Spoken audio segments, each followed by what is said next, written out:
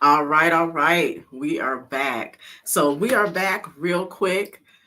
And I just had to jump in this, guys. I had to give my take from the HR Whisperer because I've been seeing the latest news and the things that have been going on. And so, as you know, if you've been listening to the news lately, like there has been a shakeup with the federal government and these jobs.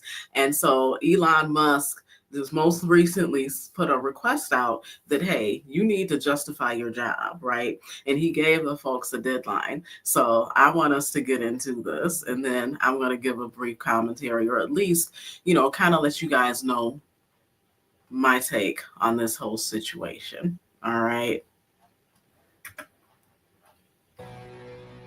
Right. Elon Musk is giving some federal workers the boot and others a second chance to respond to his email. Yeah, I just ad-libbed that. As he continues asking for details of what they accomplished over the last week. Madeline Rivera joins us live from Washington with the latest. Good morning, Matt. Hey, Maddie. Hi, guys. Good morning. Yeah, there's a lot of confusion regarding this directive. Elon Musk says while there is a second chance to respond, failure to answer again will result in termination this time. But the Office of Personnel Management says agencies will be the ones to review responses and evaluate non-responses. They look into whether employees were on excused leave yesterday or whether they had access to their email over the weekend. The OPM also says agency heads can exclude some workers from this expectation at their discretion, given that they provide reasons for exclusions. And finally, the OPM says it is up to the agency's leadership to determine what actions are taken. Some agencies, like the FBI and the Department of Defense, for instance, have told employees not to respond to the OPM email, saying they'll be doing their own reviews.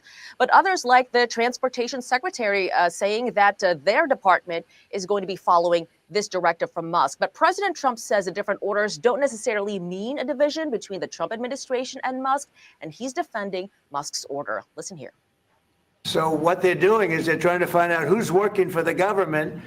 Are we paying other people that aren't working? And, where's all that? Where's the money gone? There was a lot of genius in sending it. We're trying to find out if people are working. And so we're sending a letter to people. Please tell us what you did last week. If people don't respond, it's very possible that there is no such person or they're not working. All right, so I have to give my HR Whisperer take. I have to say, I've seen a lot of outrage around this, people not believing, oh, why is he doing this? But I have to, ask, like, is it really a hard ask, right?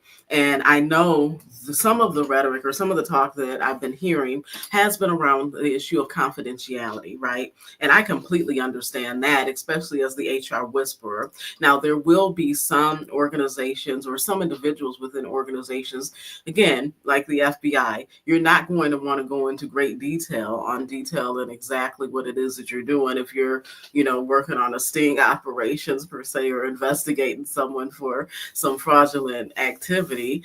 But I think that, again, this goes back to a conversation that myself and Jazz the Life Engineer had on our other channel on HR Blunders, where we just talked about like what we've been noticing in this country. And honestly, I've been noticing it globally, where there just seems to be a lack of critical thinking skills, right? And so again, yes, it is something that is different. It's something that hasn't happened before. You have these two leaders that are successful in their own rights in the private sector. They have proven track records, right, of being able to drive success within businesses and grow wealth, right?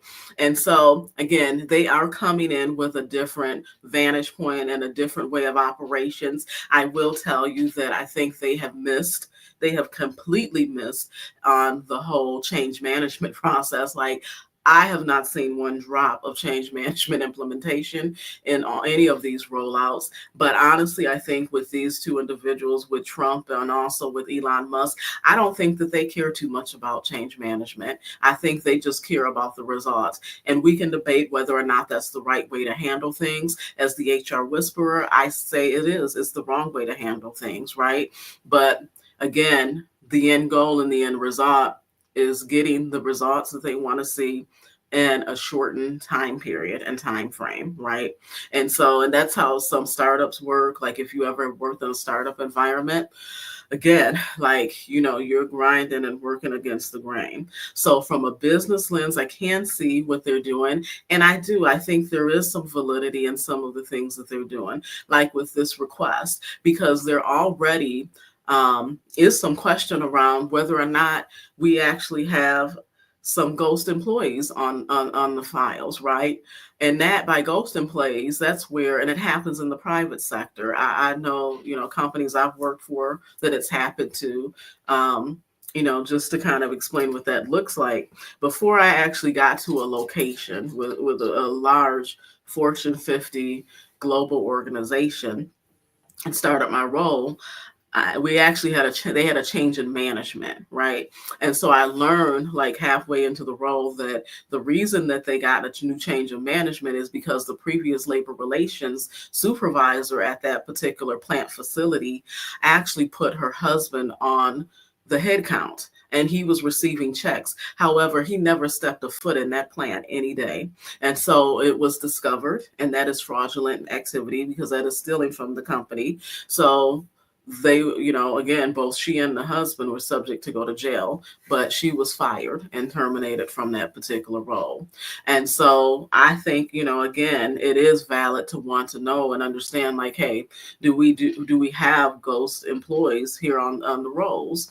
And then sometimes that also can happen because you might have folks in management when other individuals who aren't trying to be deceitful, they may actually have left and gone to another job, and you have a month or two goes by, and because someone hasn't done their job and gone in and closed that employee out and taken them off the rolls, is kind of what we call it, and out of the system, they're still showing up as an active employee.